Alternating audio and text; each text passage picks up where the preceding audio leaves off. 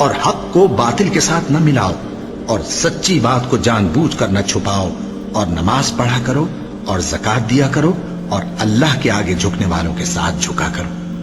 ये क्या अक्ल की बात है कि तुम लोगों को नेकी करने को कहते हो और अपने तई फरामोश किए देते हो, हालांकि तुम अल्लाह की किताब भी पढ़ते हो। क्या तुम समझते नहीं? और रंज तकलीफ में सब्र और नमाज से मदद लिया करो।